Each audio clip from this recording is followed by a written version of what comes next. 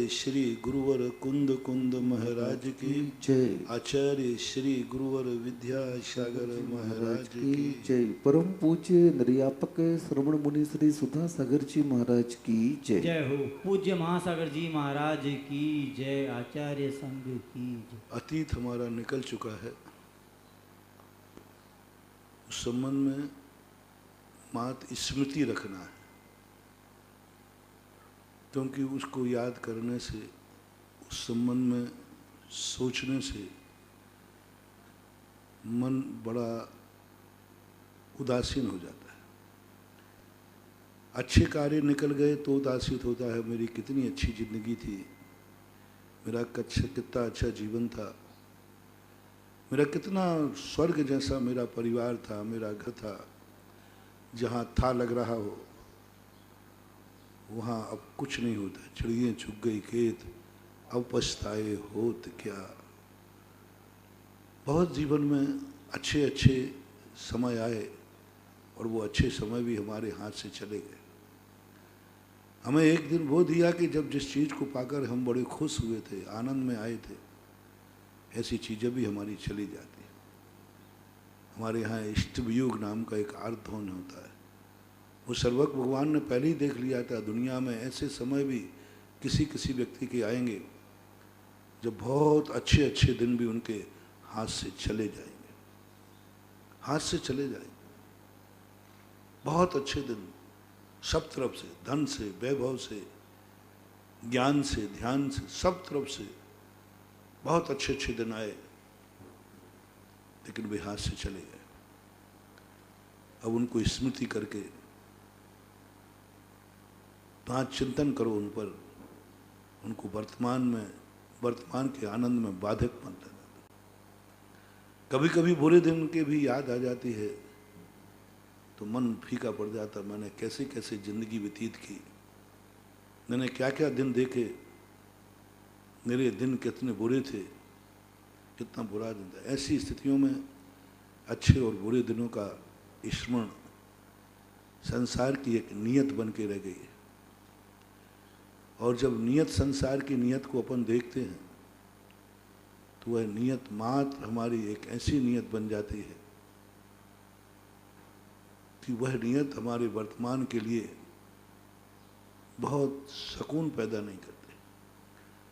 अच्छे दिन हों या बुरे दिन हों, अच्छी वस्तुएं हों या बुरी वस्तुएं हों, दोनों वस्तुएं जब हमारी चीज में, हमारे बीच से जाती हैं, हमें कोई ना कोई दुख दे के जाती है। बुरी वस्तु जाती है जब हमारे बीच से, तो हमें भी कुछ दिनों तक उन बुरे दिनों की झनकार रहती है। अतीत के बुरे दिन जब याद आते व्यक्ति को, तो वर्तमान में वह व्यक्ति सुखी है तो भी अतीत के बुरे दिनों को देख करके मन फीका होता है।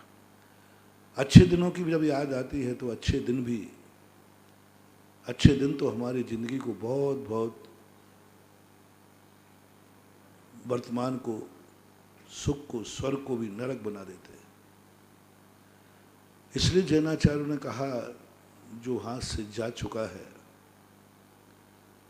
उसके संबंध में विचार करने से कहीं वर्तमान खोटा ना हो जाए। जो हमारी जिंदगी से समाप्त हो चुका है, बहुत अच्छा दिन था, अच्छा समय था, अच्छा सोच था, बड़ा सुख था, लेकिन वह सुख जा चुका है। और ऐसा जा चुका जिसकी पुनरावृत्ति होना संभव नहीं। उसको ये मानना चाहिए कि वह वस्तु हमें मात्र दुख देने के लिए ही उपस्थित हुई थी, क्योंकि यदि वो सुख नहीं देती तो हमें दुख नहीं दे पाते। बहुत सारे जीवन में ऐसे दृश्य आते हैं जो हमें लगता है कि हमें सुख देने आए, लेकिन बीच में जब वो दुख देकर जाते हैं तो दो तरीके होते हैं इसमें। एक तो या तो उसका पूर्व भाव का कोई बैर था, उस बैर को वो नहीं भंजा पाया तो उसने अपना बनकर भंजा लिया, अपनी जिंदगी में आया और ऐसी मझधार में बीच जिंदगी में छोड़ करके चला गया। तो कई बार ऐसे लोग अपने पूर्व भव के बैर को लेने आते हैं, पूर्व भव का एक ऐसी परिणति लेकर आते हैं जो परिणति हमारे लिए बहुत बहुत दुखदायी होती है। अपन इसको मोह समझते हैं,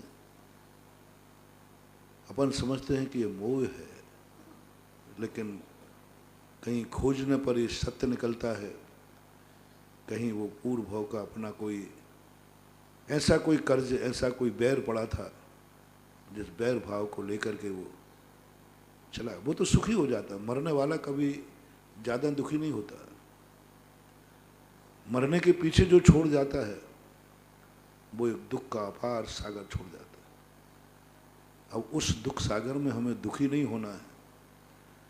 यदि हम दुखी होंगे तो जाने वाला सफल हो गया, जो दुखी करने के लिए तो गया है। यदि वो इतनी सोच लेता कि मेरे जाने से सबको दुख होगा तो वो जाते ही क्यों? वो दुखी करने के लिए ही गया है। उसका मन बना होगा कि मैं इन सबको इतना दुखी करूंगा, इतना दुखी करूंगा कि जिंदगी भर दुखी बने रहेंगे। इसलिए वो गया, जाता है, दुखी करने के लिए गया है। क्योंकि सब जानते हैं कि मैं जाऊंगा तो सब दुखी होंगे। वो चाहते यही था। अब अपन को देखना है कि उसका लक्ष्य था कि मैं तुम्हें दुखी करूं, और अपना लक्ष्य होना चाहिए मैं दुखी नहीं होऊंगा। तो कोई भी चीज वस्तु, धन भी होता है, धन तुम्हारे पास आता है और जब जाता है तो एक डाकू उसको लूट लेता है। धन आया था, वो तुम्हारे अब आधे समय उतना सुख नहीं हुआ था जितना धन लुट जाता है तब सुख होता है। जिंदगी की सब चीजों में यही समझना, अपने हाथ पैर कान नाक आंखें अपने पास हैं, लेकिन ये आंखें जब अपनी जिंदगी से चली जाती हैं बहुत दुख होता है। आंखें प्राप्त करने पर इतना आनंद नहीं था जितना आंखें जाने पर होता है। जिंदगी की सारी जिंदगी ऐसे ही है। इसलिए अपना दैनिक प्रवचन अभी चल रहा है अतीत का, कि अतीत में जो कुछ हुआ दुनिया में, अब वर्तमान की जो स्थितियां हैं इसको संभालो, और भविष्य हमारे हाथ में। दो बार एक युग जा चुका, जो जा चुका उसकी तो कोई भी स्मृति अपने दिमाग में आने ही मत दो, कोई भी स्मृति मत आने दो, क्योंकि जब जब स्मृति आएगी तब तक वो मुझे दुखी करेगा। इसलिए उसको तो जितना जल्दी भूल सको भूलने का प्रयास करिए। पूज्यवर चामुंड राय ने 4 साल में लिखा कि ज्ञानी व्यक्ति का सुखी रहने का कारण क्या है? क्या अतीत में उसके जीवन में अच्छा बुरा नहीं घटा? जितने अच्छे लोग हैं जो वर्तमान में सुखी हैं, क्या उनके जीवन में कभी अच्छे बुरे नहीं आए? क्या उनकी जिंदगी में कोई अच्छे चीजें हाथ से नहीं गई हैं? लेकिन वो सुखी क्यों हैं? क्योंकि वो अतीत को भूल गए। बहुत अच्छी उन्होंने एक नीति दी, अतीत की स्मृतियां ही तुम्हारे लिए दुखदाई हैं। उनका तुम जितना भूलोगे ऐसे हो जाओ जैसे कुछ घटित हुआ ही नहीं,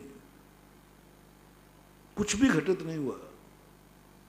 मैं जहां था वहीं हूं। कई बार भटकने के बाद व्यक्ति मूल स्थान पे आ जाता है। ऐसे ये मान लें कि हम भटके, हमारे साथ कुछ हुआ ही नहीं है, जीरो था मैं। फिर से गिनती शुरू करो, फिर से खोजो कि सुख कहाँ है, फिर से सोचो कि हमारी जिंदगी क्या पराधीन ही है, मैं कुछ भी नहीं हूं। एक चंद्रगुप्त मौर्य हुए, उनकी माता थी मौरा, और मौरा ने जब, वो एक राज्य के राजा थे, पीपलीवान। पीपलीवान का एक राजा था, बहुत बड़ा राजा था, बहुत समृद्ध राजा था। लेकिन मगध नरेश, पाटलिपुत्र का नरेश, पटना के नरेश धनानंद ने जब उसको धोखे से, अनायास, सडनली आक्रमण बोल दिया, तैयारी ही नहीं थी, मार दिया। मोहरा जो उसकी पत्नी थी, उसका एक छोटा सा बेटा था। मोहरा ने चिंतन किया, क्या नारी पराधीन ही है? क्या नारी की जिंदगी पराधीन ही है? नारी का दुनिया में स्वयं अस्तित्व नहीं है क्या? नारी की मुस्कान क्या पर के अधीन है? नारी के आंसू क्या पर के अधीन है?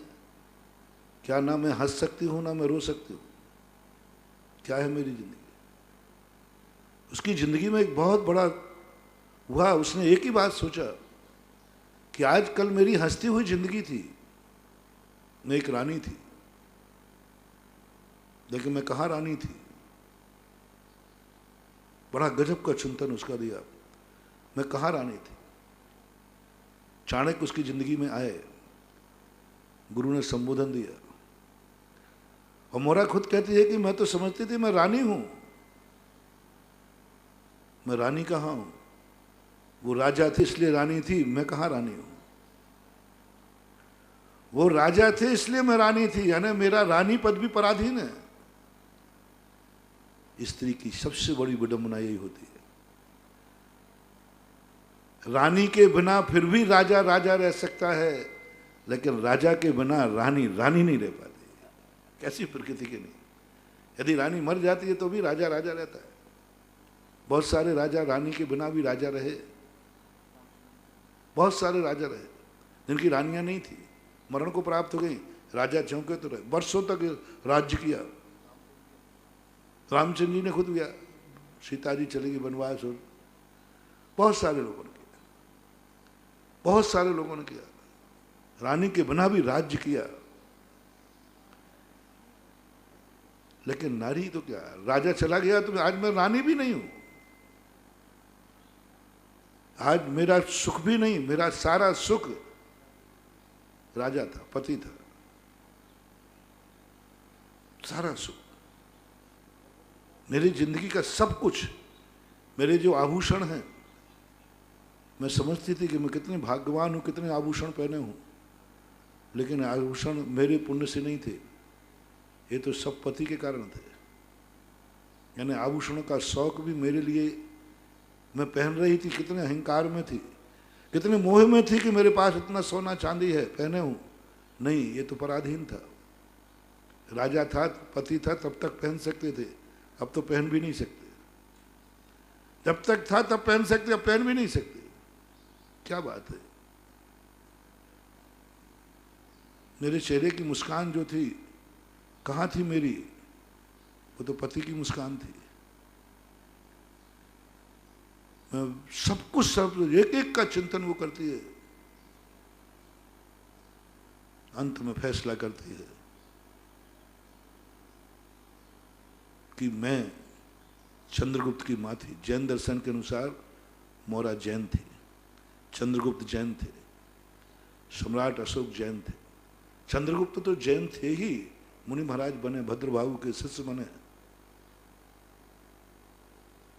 उनकी मां थी मोहरा। उन्होंने कहा नहीं, जैन दर्शन में हर वस्तु का स्वतंत्र अस्तित्व है, पर के अधीन रह करके अपना अस्तित्व कायम करना, ये तो व्यवस्थाएं हैं, ये अवस्था नहीं है। पति पत्नी, बाप बेटे, भाई भाई, गुरु शिष्य, भक्त भगवान, ये सब अवस्थाएं नहीं है, ये व्यवस्थाएं हैं। अवस्था और व्यवस्था में बहुत अंतर होता है। अवस्थाएं तात्कालिक होती है, अवस्थाएं समस्या का समाधान होती है। व्यवस्था समस्या का समाधान होती है। व्यवस्था तात्कालिक होती है, व्यवस्था मजबूरी होती है, अवस्था तरकाली होती है। अवस्था हमारा स्वभाव है, हमारा स्वरूप।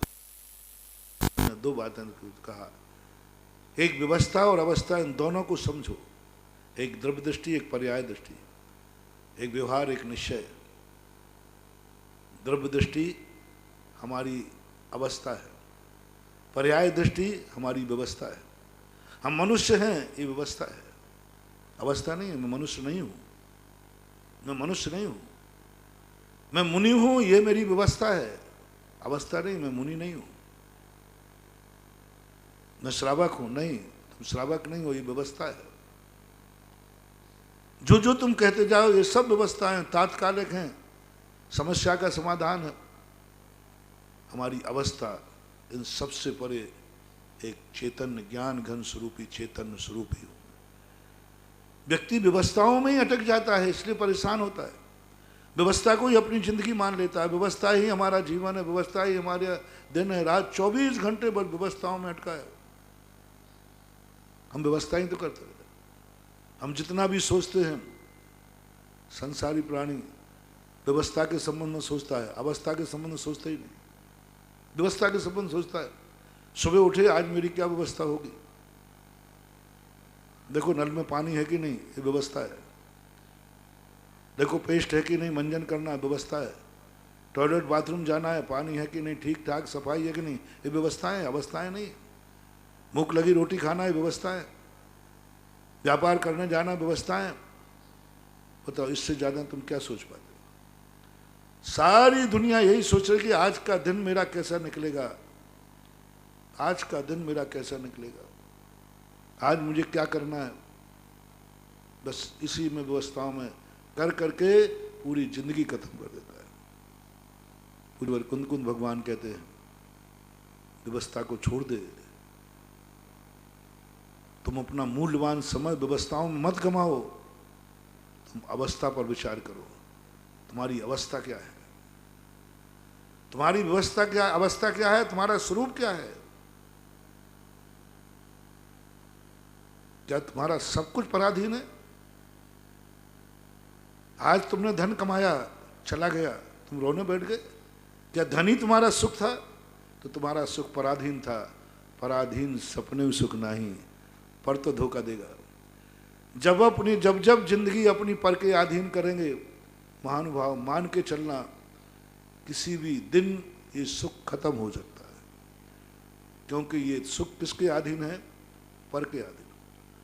जब जब अपन ने कोई भी चीज में हो, अपने से भिन्न व्यक्ति अपनी जिंदगी में आएगा, अपने से भिन्न जो व्यक्ति को अपनी जिंदगी का सुख मानेंगे,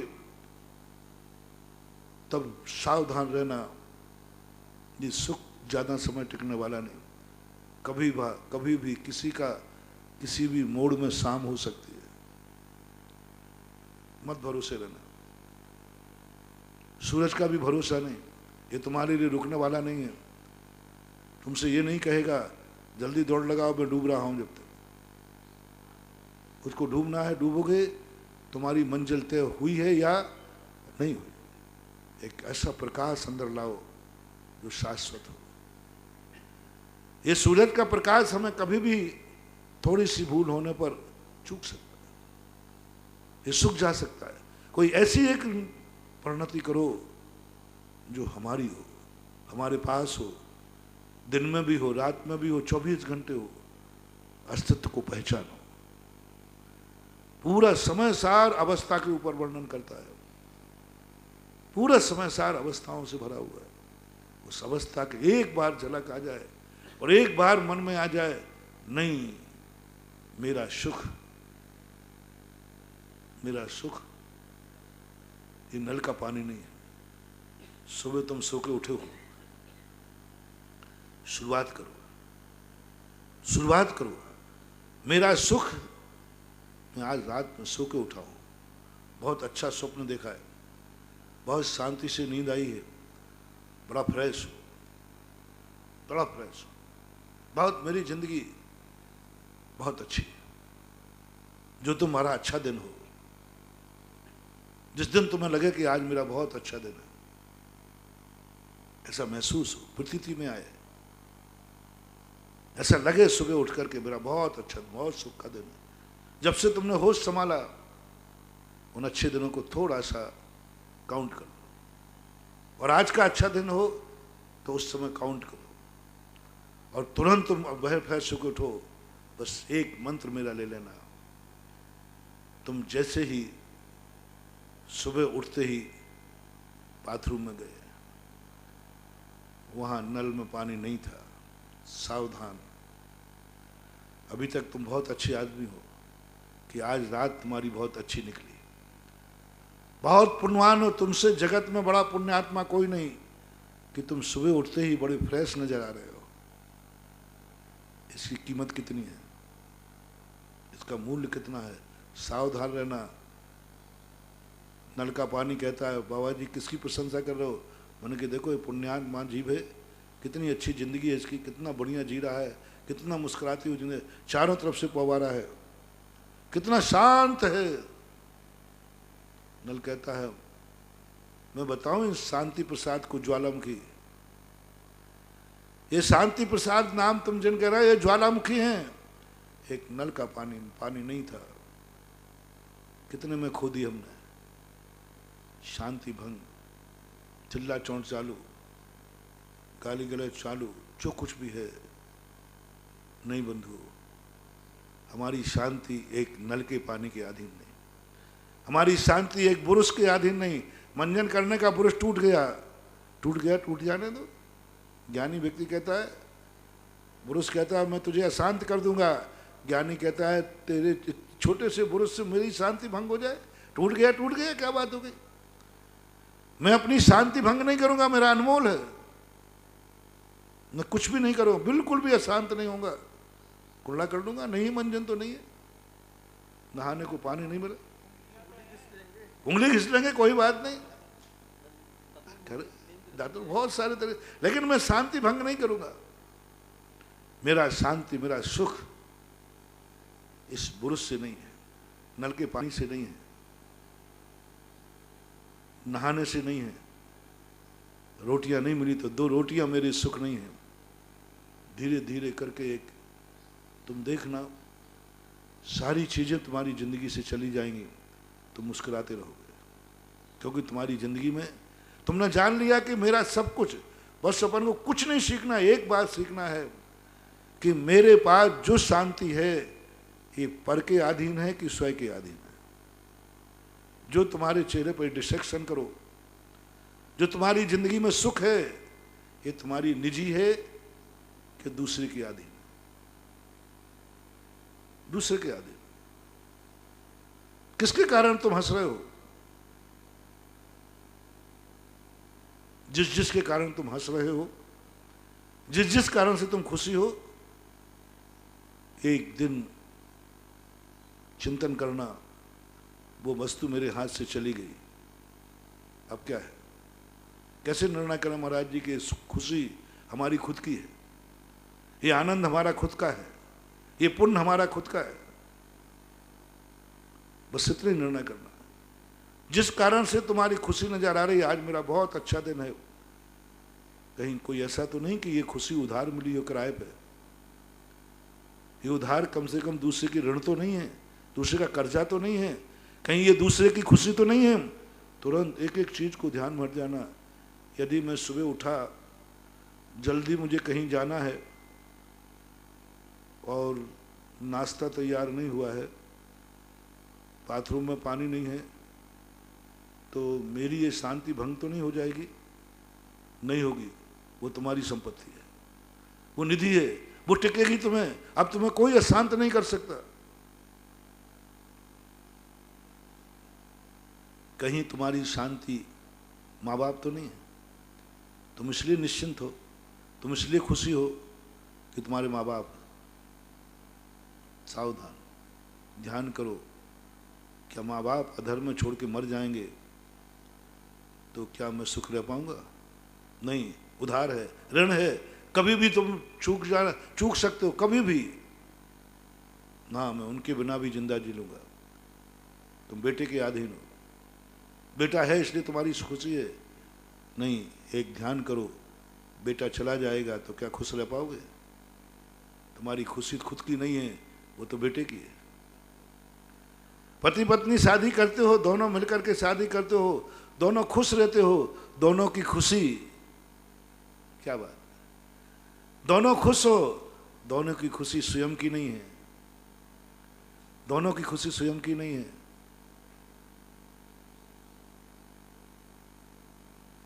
पत्नी चली गई, क्या तुम खुश रह पाओगे? क्या तुम खुश रह पाओगे? नहीं रह पाऊंगा। तो जो खुशी थी तुम्हारे पास, वो तुम्हारी नहीं थी, वो तो पत्नी की खुशी थी, तुमने उसके कर्जे में ले ली थी। ऐसे ही पति मर गया, तुम बड़े खुश थे, बड़ा आनंद में था, कहाँ थी तुम्हारी खुशी? वो तो पति की खुशी थी। पति के मरने के बाद क्या खुश रह पाओगे? क्या खुश रह पाएगी तुम्हारी आज जिंदगी में? नहीं रह पाएगी। तो तुम्हारी खुशी थी ही नहीं, वो तो पति की खुशी थी, उधार थी, वो ले गया। तुम्हारी क्या है? तुम्हारे पास तो कुछ खुशी है ही नहीं। कोई आभूषण बनाना, मैंने 8-10 दिन पहले प्रवचन दिया था कहीं, क्या ये जो खुशी है तुम्हारे हार है, जो सोने के आप लोग आभूषण पहनाते, मुझे नाम ज़्यादा याद नहीं है, कंगन है, हार है, कुछ भी है, बनाते समय पूछना कि ये पहन करके मैं बड़ी खुश हूँ, किसके कारण पहन पा रही हो? किसके कारण पहन पा रही हो? पति के कारण। तो ये हार, ये शौक, ये सब तुम्हारे खुद के नहीं है। ये पति है तो पहन पाओगे, पति नहीं है तो उतार दोगे। अब रखे रहोगे, अब रखे रहो टैची में, अब रखे रहो, कुछ नहीं पहन नहीं सकते, 9 लाख हार पहन नहीं सकते, कुछ नहीं कर सकते अब, क्योंकि वो तो पति के कारण पहन सकते थे। पति ही तुम्हारा श्रृंगार था, पति ही तुम्हारे 64 श्रृंगार थे, पति ही तुम्हारा सब कुछ था। अब तुम कुछ पहन नहीं सकते, कपड़े भी नहीं पहन सकते तुम। ऐसे लोग कहते हैं कि कपड़े भी नहीं पहन पाते, अच्छे कपड़े पहन नहीं सकते, अच्छे ढंग से व्यक्ति जी नहीं सकता। क्यों? यहां सोचना है, बहुत बड़ी बात कह रहा हूं महानुभाव, सारे जगत के लिए मैं कह रहा हूं। सब कुछ तुम्हारा पराधीन, कुछ भी नहीं। अब रोटी खाओगे तो तुम रोटी साता से नहीं खा पाओगे, क्योंकि रोटी साता की थी। किसकी रोटी थी? ये मुस्कान किसकी थी? पति की। पति चला गया, मुस्कान कहाँ चली गई? चेहरे पर जो लाली थी, चेहरे पर जो तेज था, किसका था? बेटे का, पति का, भाई का, माँ बाप का। किसका था ये तेज? जो चेहरा समझ में खिला हुआ चेहरा था, ये तुम्हारा ओरिजिनल चेहरा नहीं था, ये किसी दूसरे के कारण से चेहरा खिला था। वो चला गया, चेहरा सूख गया, चेहरा उतर गया। नींद किसके कारण से आ रही थी? आज नींद क्यों नहीं आ रही? तुम्हारी खुद की नींद थी ही नहीं। नींद तो उसकी थी जो चला गया, वो ले गया नींद। अब हम जागते रहते, जब भी नींद आंख खुल जाए नींद आती नहीं। बहुत सारे लोगों का, एक के यहाँ डाका डला, वो कहता महाराज जी मुझे नींद नहीं आ रही। मैंने पहले आती थी तो मैंने कहा तुम्हारी नींद थी नहीं, वो तो धन की नींद थी। वो तुम्हारी नींद थी नहीं, वो तो धन की नींद थी। धन गया, नींद गई, चला गया। डिप्रेशन में लोग आ जाते। तो तुम्हारी शांति थी कब तुम्हारे पास? कई लोग कहते महाराज जी कोई इष्ट का वियोग हो जाए तो डिप्रेशन में आ जाते। महाराज जी हम डिप्रेशन में आ गए। तुम्हारा शांति थी नहीं, तुम्हारी ओरिजिनल शांति थी नहीं। शांति जिसकी थी वो ले गया। अब तुम्हारे पास तो अशांति बची है। जितने अभाव के बाद जो बचे वह तुम्हारी खुद की है, और जो चला जाए वो तुम्हारा नहीं था, उसका था। अब किसी वस्तु के जाने के बाद तुम्हारे पास क्या बचा? अशांति। वही तुम्हारी ओरिजिनल है, वही ओरिजिनल है, वही तुम्हारा स्वरूप है। क्या बचा तुम्हारे पास? आंसू, वही तुम्हारे पास है। मुस्कान तो तुम्हारी थी ही नहीं खुद की, चली गई। हर चीज में चलाना। नींद तो तुम्हारी थी नहीं, नींद हराम हो गई। रोटी तो तुम्हारी थी ही नहीं, रोटी का ग्रास अंदर नहीं जा रहा है। क्यों नहीं जा रहा था? पहले तो मैं 4 रोटी खाता था, खाती थी, अब तो एक गिलास बिना क्यों नहीं जा रहा? वो 4 रोटी तुम्हारी थी ही नहीं, वो तो पराई थी। अब जो गिलास चला जाए बस उतना ही तुम्हारा है, वही तुम्हारा है। तत्व चिंतन पे जाओ। क्या तुम एक कठपुतली हो? क्या तुम्हारा सब कुछ पराधीन है? मेरी कोई सत्ता नहीं है। क्या है? जितनी टाइटल है पर के अधीन है। मनुष्य पर्याय चले जाए तो मैं मनुष्य नहीं, बेटा मर जाए तो हम बाप नहीं, बाप मर जाए तो हम बेटा नहीं, हमारा कुछ भी नहीं, मैं कुछ भी नहीं हूं। तुम क्या हो? मैंने एक बार कभी ध्यान कराया था शिविर में कि ये मान लो कि जो जो तुम्हारे हो, महावीर ने यही कहा, यही सिद्धांत साधु के रूप में आया तुम्हें साधना कि तुम जिसका तुम्हारा कुछ का कितना है, एक एक चीज निकालते जाओ। तुम पिता नहीं हो, पिता का आनंद ले रहे हो, बेटा नहीं रहेगा तो फिर क्या करोगे? मम्मी पापा का आनंद ले रहे हो, मम्मी पापा नहीं रहे तो फिर क्या करोगे? पति का आनंद ले रहे हो, वो नहीं रहेगा तो क्या करोगे? पत्नी का आनंद ले रहे हो, पत्नी नहीं रहेगी तो क्या करोगे? एक एक चीज सब तुम्हारी जिंदगी से निकल जाए, तुम अकेले बचो। ध्यान कराता था ना दूसरे दिन कि सब कुछ मिट गया, सब बर्बाद हो गया, सब कुछ जितना संपत्ति दौलत थी, अब मैं एक निर्जन वन में अकेला बैठा हूं, एक चट्टान के ऊपर, कोई नहीं। यहां से शुरू होगी अवस्था। ये सब क्या थी? व्यवस्थाएं थी। व्यवस्था बहुत जल्दी मिटती है। सब कुछ मिट गया, मां तुम अकेले बैठे हो निर्जन वन में एक चट्टान के ऊपर। अब कोई भी आवाज भी लगाओ तो कोई नहीं आएगा। यहां से शुरू होता है तत्व चिंतन, यहां से शुरू होती है अपनी कमाई।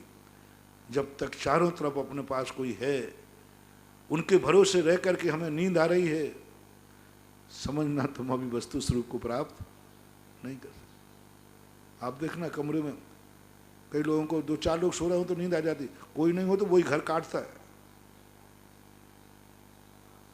उसी घर में तुम्हारा सब था, और जिस दिन सब घर में कोई नहीं रहे और अकेला रहे, घर तो वही है। वो रात में उठता है, डरता है, अरे घर तो वही है ना, सब वही है, सब कोई, लेकिन क्या चला गया? घर में कोई नहीं है, घर तो वही है, सब कुछ वही है। यानी ओरिजिनल तत्व चिंतन की दृष्टि में उस समय लाओ, करो चिंतन। मोहरा ने किया। मोहरा ने कहा मेरा कोई अस्तित्व नहीं। महारानी लक्ष्मीबाई ने किया। महारानी लक्ष्मीबाई को जब गंगाधर राव का मरण हुआ, महारानी लक्ष्मीबाई बहुत छोटी थी। महारानी लक्ष्मीबाई का बेटा बहुत छोटा था, इतना छोटा था कि वो पीठ पर बांध के चलती थी। अब आप लगा सकते हैं कि महारानी लक्ष्मीबाई कितनी छोटी उम्र में गंगाधर राव से रहते हुए, इतना दामोदर छोटा सा था, लेकिन वो पीठ पर लाद के चलती थी, इतना छोटा था। महारानी लक्ष्मीबाई ने कहा क्या बात है, गंगाधर राव मर गए? यानी मैं रानी मात्र गंगाधर राव के कारण थी, उनके कारण मैं रानी थी, अब मैं रानी नहीं, अब मैं रानी नहीं, अब मेरा सारा जिंदगी खत्म, मेरा सुख खत्म, मेरी जिंदगी खत्म, यानी मेरा कुछ भी नहीं है। घर के बुजुर्गों ने कहा तुम्हें यह लक्ष्मण ने नकार दिया, नहीं, मेरा भी कोई अस्तित्व है। गंगाधर राव थे इसलिए रानी नहीं थी, उनके बाद भी मैं रानी हूं। गंगाधर राव के अलावा चले गए तो वो रानी थी, नहीं है, इससे नहीं, मैं रानी हूं, और जाके सिंहासन को स्वीकार किया, मैं रानी बनी। ये है सोच, ये है जैन दर्शन। आज भी मैं रानी हूं, गंगाधर राव नहीं है तो क्या, मैं रानी मात पति के दम पर नहीं बनी हूं, मैं रानी अपने पुण्य से बनी हूं। वो थे इसलिए झांसी रानी, झांसी सुरक्षित थी। क्या सभा में जब संदेश दिया है महारानी ने, सारी जनता चिल्ला रही है हम अनाथ हो गए, राजा साहब मर गए, तब लक्ष्मीबाई कहती है राजा मरा है पक्का है, लेकिन तुम अनाथ नहीं हो, अभी रानी जिंदा है। रानी शब्द का संबोधन किया। बोले देखो तुम दो राजा और रानी को देखते थे ना, प्रकृति ने इसलिए दो बनाए कि एक चला जाए, स्टेपनी। हाँ, गाड़ी जो बनती, गाड़ी में 4 पहिए होते लेकिन स्टेपनी होती है। स्टेपनी काय के लिए? कि इन 4 में से पहले कोई काम में नहीं आती, लेकिन 4 में से बिकने एक निकल जाए तो फिर वो स्टेपनी काम आती। ये दो थे। अभी राजा साहब राज्य कर रहे थे, राजा चला गया तो क्या हुआ? राजा गया है, तुम अनाथ नहीं हो, रानी अभी जिंदा है। वो सती नहीं हुई। क्या मुश्किल, रानी अभी जिंदा है और महानुभाव 2 में से एक जिंदा है, तब तक राज्य अनाथ नहीं होता, घर अनाथ नहीं होता, राज्य अनाथ नहीं होता। और महारानी लक्ष्मीबाई ने पूरी झांसी के लिए सनाथ कर दिया, सनाथ कर दिया, बिल्कुल एकदम कह दिया अभी तुम अनाथ, राजा मरा है ये पक्का है, लेकिन तुम ये घोषणा मत करो कि हम अनाथ हो गए, नहीं, रानी जिंदा है। बेटे को कहते बेटा, पिता मरा है, मां जिंदा है, तू अनाथ कहां है? बेटे को कहता है अनाथ कहां है तू? बेटा, बाप मरा है, मां जिंदा है, अनाथ कहां है? एक आशीर्वाद अभी कायम है। मैं पति से रहित हुई हूं, बेटे से रहित नहीं। मोरा ने कहा नहीं, पति मरा है, मैं पत्नी नहीं रही ये पक्का है, लेकिन मां तो आज भी हूं ना। मां बड़ी है कि पत्नी बड़ी है? बड़ा पद तो अभी सुरक्षित है। एक पत्नी का पक्ष गया है, लेकिन अभी मां जिंदा हूं। एक दिन मैंने प्रवचन में कहा था, समाज को मैंने कहा था, वह चीजें नारी को मत पहनने दो जो पति के कारण पहनी जाती हैं, लेकिन वह तो पहनने दो जो मां को पहनने का अधिकार है। तो मां का अधिकार तो मत छीनो। पति के अधिकार से 2-3 चीजें उतर जाती हैं। वो कहते सिंदूर, सिंदूर बनते हैं ना, सिंदूर, मेहंदी बनते हो, मंगलसूत्र बनते हो, पीछे वो, लेकिन मां के बेटे की क्या क्या चीजें पहन सकते हो? मैं एक नारियों से पूछता हूं कि कौन कौन सी चीजें बेटा लाए तो पहन सकते हो, और कौन सी चीज पति लाए तो पहन सकते हो? ऐसी कौन सी चीजें हैं जो पति के हाथ से ही पहनी जाती हैं, और ऐसी कितनी चीजें हैं जो बेटे के हाथ से भी पहनी जाती हैं? सारी समाज के लिए मैं एक संदेशा दे रहा हूं।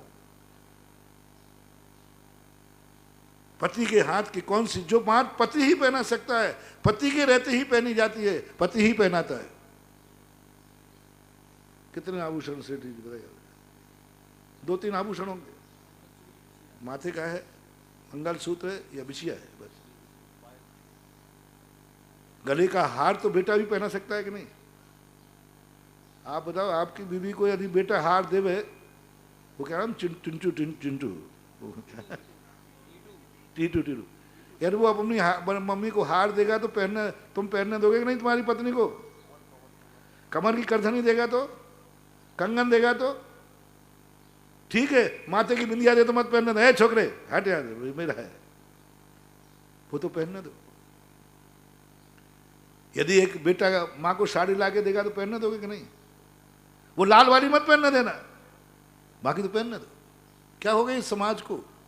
मैंने पूरा जैनागम ठान मारा, कहीं भी नहीं लिखा। उन्होंने कहा ठीक है, पति के जो श्रृंगार चिन्ह हैं 3 बात, उसके अलावा नारी को गर्व से कहना चाहिए नहीं, ये चीजें अभी बेटा जिंदा है, मैं माँ हूं, मैं वो सब चीजें पहनूंगी जो बेटे के द्वारा पहनाई जा सकती है। माँ जिंदा है अभी। पति ही सब कुछ नहीं था, पति ही मेरी जिंदगी का सुख नहीं था। पति के द्वारा जो सुख था वो चला गया, लेकिन बेटे का जो सुख है वो अभी कायम है। मोहरा कहती मैं मां हूं, अभी मैं मां हूं। उसने सब कुछ वो पहना, सब कुछ पहना जो बेटा पहना। वह नहीं पहना जो पति पहनाता था, लेकिन जो बेटा पहना सकता वो सब पहना। और उसने अपने आप में रानी मानना बंद कर दिया, राजमाता को स्वीकार कर लिया। राजमाता बड़ी है कि रानी बड़ी है? मोहरा कहती मैं रानी नहीं हूं, राजमाता हूं, अभी माता हूं मैं। गजब का सोच उसका। मैं राजमाता हूं, रानी नहीं हूं, लेकिन राजमाता हूं, इस घर की माता हूं, बेटा जिंदा है। और उसने जीवन को कभी भी आंसुओं में नहीं बदलने दिया। तो कहता मां जिंदा हूं, मैं मां हूं, बेटा है।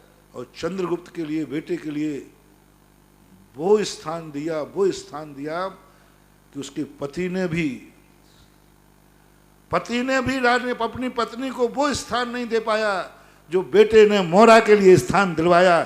भारत की राजमाता बनी वो, भारत की।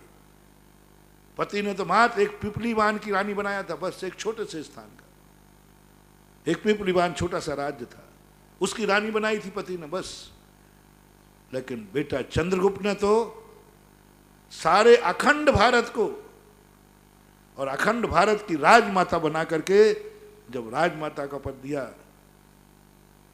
तब वो कहती है कहाँ है मेरा सुख? मेरा सुख बेटा है, मेरा सब कुछ बेटा है, मैं इसके कारण माता बनूंगी। सुख फूट गया, झरना फूट गया। अवस्था का ज्ञान करो। अवस्थाएं अपनी वर्तमान की हैं, जो जा चुकती हैं वो व्यवस्थाएं थी। और ऐसा सुख, ऐसी आनंद की अनुभूति जब व्यक्ति के मन में आ जाती है,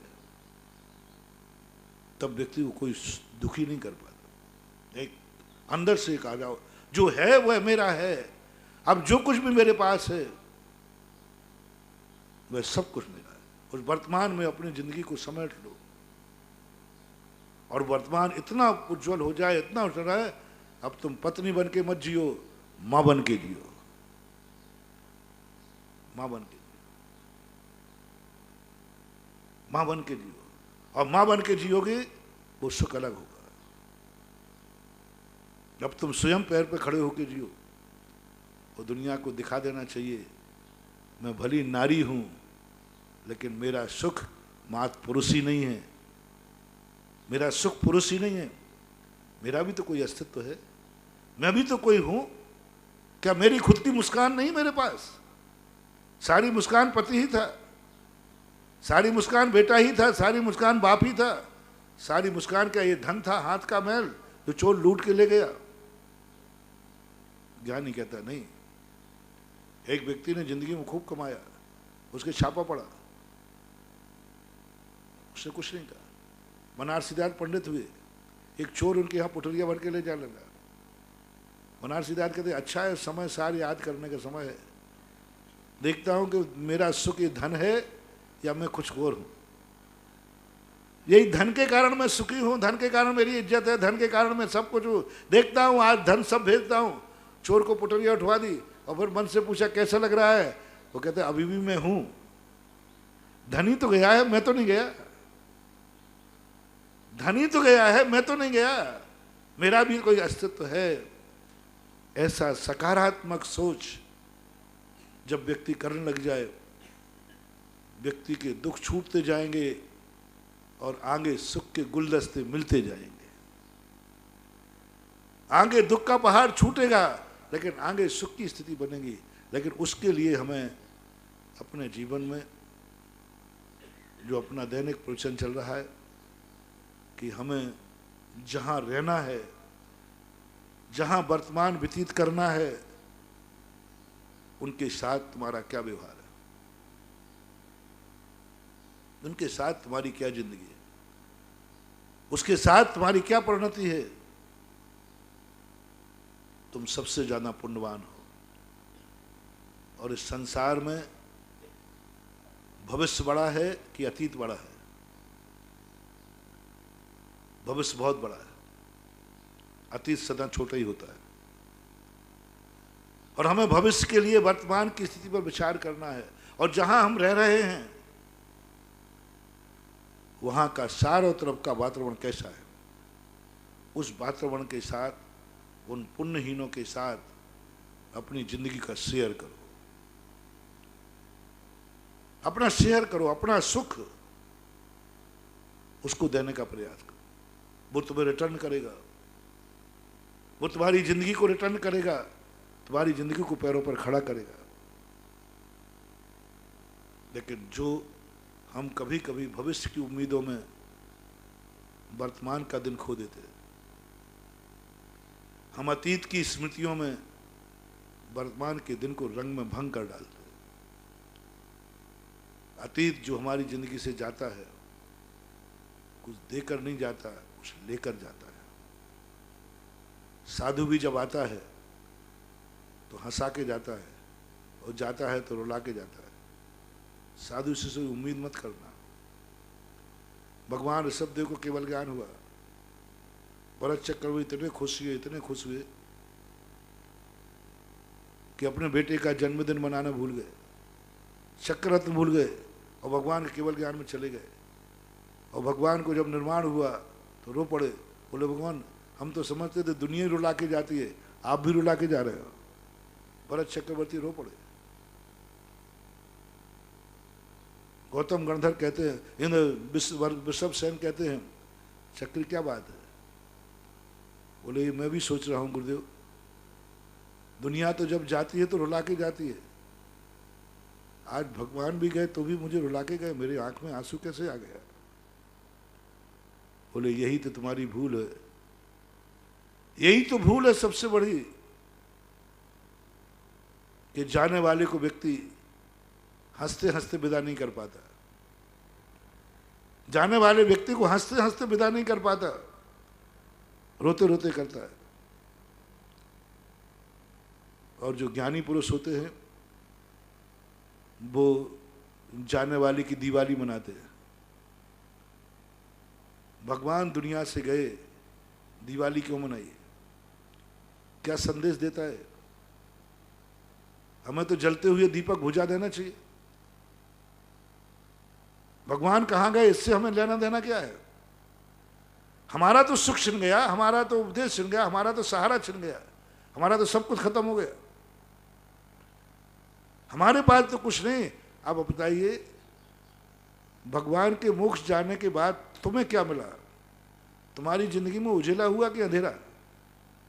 अंधेरा हुआ। सब कुछ हुआ, फिर तुम मिठाई क्यों बांट रहे हो? फिर दिवाली क्यों मना रहे हो? क्या बात? बस यही वस्तु स्वरूप है। ज्ञानी व्यक्ति कहता है, आज तक किसी तीर्थंकर के जन्म पर दिवाली नहीं मनाई जाती, निर्माण में मनाई जाती।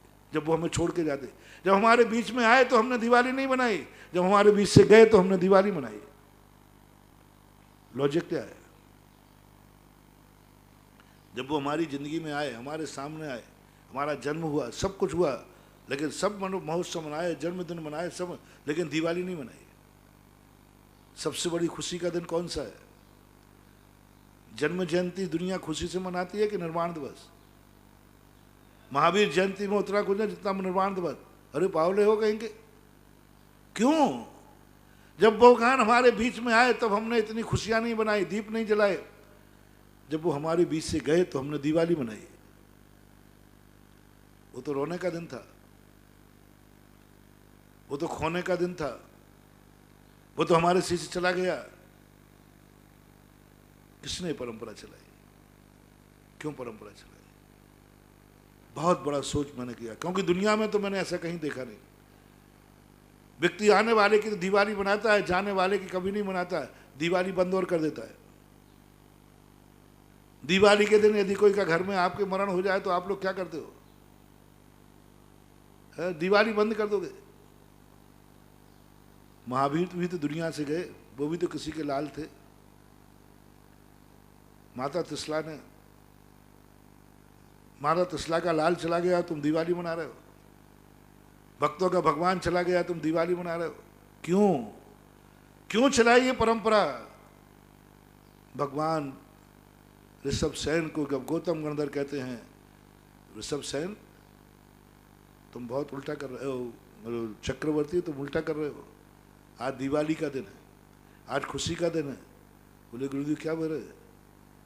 भगवान मेरे सब सामने से चले गए और मैं दिवाली मनाऊं? पिताश्री चले गए, मैं दिवाली मनाऊं? बोले हाँ, यही धर्म है, यही जैन दर्शन है, यही उपादान दृष्टि है।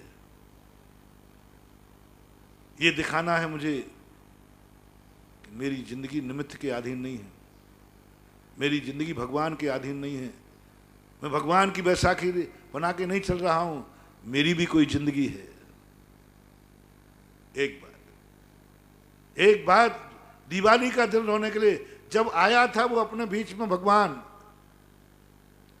तब वो हमें क्या दे गए? हमारा सहारा बन गया। यानी हम विकलांग थे तब तो बन गया सहारा। जब तीर्थंकर अपने बीच में आए तो हम बुद्धू थे, तभी तो हमारे लिए उनकी जरूरत थी।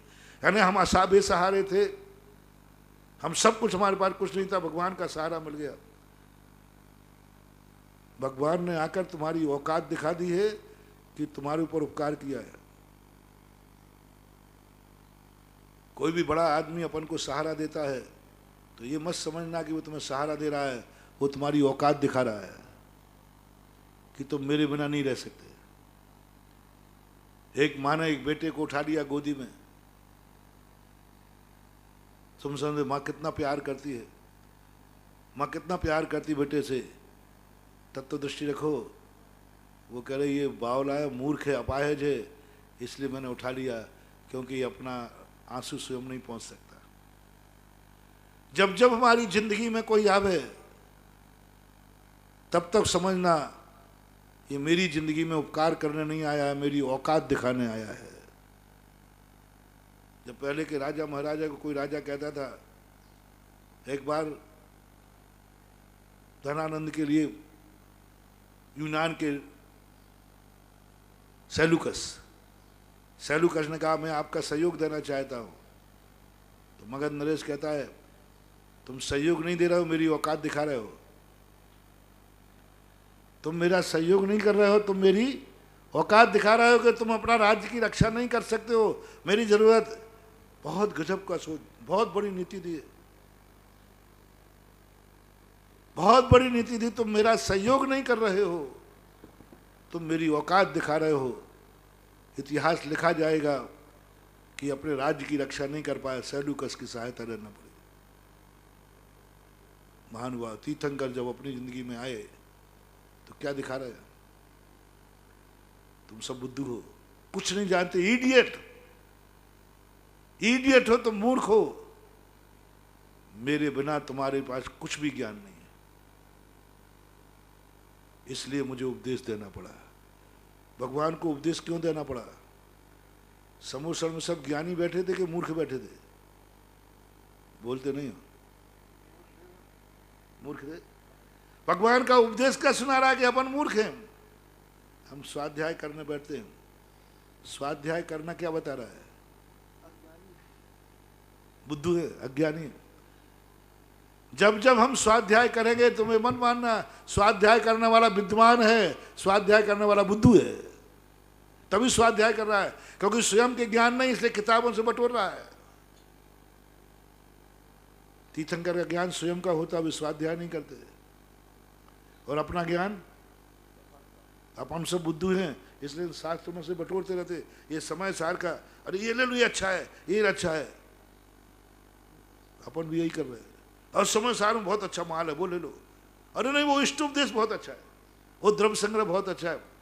जिनमें मिला अपन बटोर रहे हैं, क्योंकि कंगाल है, भिखारी हैं, कुछ है ही नहीं अपने पास। कभी कुंद कुंद से लेते हैं, कभी समंत भद्र से लेते हैं, कभी उमा स्वामी से लेते हैं, बस इसी में निकल रहा है। तुम्हारा क्या है? पकड़ कुछ नहीं है, भिखारी कहेंगे। उन्होंने दिया है, पक्का है, लेकिन हमारी औकात दिखा दी। जब हम स्वाध्याय करते हैं, हर क्रिया में यही करना होगा। जब जब कोई तुम्हारी जिंदगी में सहयोग करने आया, तुम सब दृष्टियों पर सोचा, आज जो मैं दृष्टि देता हूं, दे रहा हूं, वह सोचना, ये तुम्हारी औकात बताई जा रही है।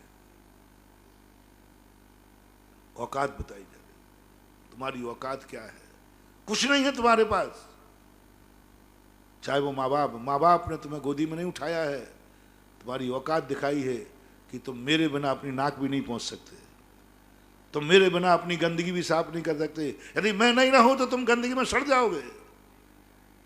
माँ बाप तुम्हारी औकात दिखा रहे हैं छोकरे कि तू मेरे बिना कुछ भी नहीं है। मक्खियां फिर बनाएंगी, मैं हूं इसलिए मक्खियों से बचा है। गलत है कि सही है? एक बच्चा के यदि पास माँ बाप नहीं हो शुरू से जन्म के समय, तो बोलो उसकी क्या दशा होगी? मर जाएगा। तो औकात दिखा दी ना कि तू कुछ भी नहीं है। इसी प्रकार हर व्यक्ति, तुम लोगों ने शादी की है, औकात दिखा दी दोनों ने, हम एक अकेले जिंदा नहीं रह सकते दुनिया में, औकात दिखा रहा है भगवान। जब भगवान औकात दिखा दे, भगवान ने आगे कहा मैं उपदेश दे रहा हूं, समझ गया भगवान आप मुझे क्या समझते हो, देख मैं तुझे ज्ञान दे रहा हूं, उपदेश दे रहा हूं। ज्ञानी समझ देगा उपदेश नहीं दे रहे हैं, ये हमारी औकात बता रहे हैं। जब जब शास्त्र खोलो, अपने आप को बुद्धू मान के खोलना, मूर्ख मान के खोलना। ज्ञानी कभी दूसरों का शास्त्र नहीं पढ़ता, ज्ञानी स्वयं का शास्त्र रचता है, स्वयं का शास्त्र रचता है, पढ़ता नहीं है। और अपन लोग सब बुद्धू हैं, इसलिए ज्ञान करने का पढ़ते हैं, औकात है। गुरु जब तुम्हारी जिंदगी में आ जाए, तुम्हारी औकात दिखा रहेंगे, तू बिना गुरु के नहीं रह सकता, तू अकेला नहीं रह सकता। आज पंचम काल में एक स्वप्न आया, शेरों का झुंड एक साथ रह रहा है, समय आपका हो गया ना, झुंड रह रहा है, तो वहां औकात दिखाई गई कि तुम अकेले नहीं रह सकते, इसलिए झुंड में रह रहे हो। अपनी हैसियत समझना है। और जाते समय दिवाली क्यों मनाते हैं? इसलिए अब मुझे अपनी औकात पहचानने का मौका मिलेगा। अब मिलेगा मेरा कि मेरी स्वयं की हुकूमत क्या है, स्वयं की ताकत क्या है। भगवान तो मोक्ष चले गए, अब मैं बताऊंगा कि ज्ञान ये है, प्रकाश ये है। भगवान के सामने बैठ करके ज्ञान का बात करना और भगवान के बाद ज्ञानी बने रहना, भगवान के बाद ज्ञानी बने रहना। अब मेरी औकात पता चलेगी, इसलिए अब जो कुछ भी कमाई होगी वो मेरी होगी। इसलिए भगवान की दिवाली मनाते, अच्छा हुआ भगवान चलो पधारो। अब मैं दिवाली मनाता हूँ, अब मैं खुद अपना खुद देखता हूँ कि आपके बिना भी मेरी जिंदगी चलती है या नहीं। आपके बिना भी मैं कितना सुखी होकर दिखा रहा हूँ।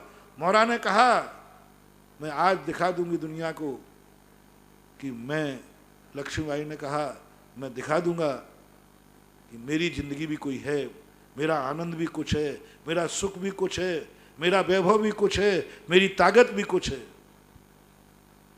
मैं अकेले पराधीन नहीं हूं। ऐसा जीवन के अंदर परिणमन लाएं तो अपना और आगे चर्चा करेंगे। इस समय आपका 5 मिनट ज़्यादा ही हो गया। महावीर भगवान की निर्यापक क्षमाण मुनि पुंगव श्री सुधासागर जी महाराज की जय।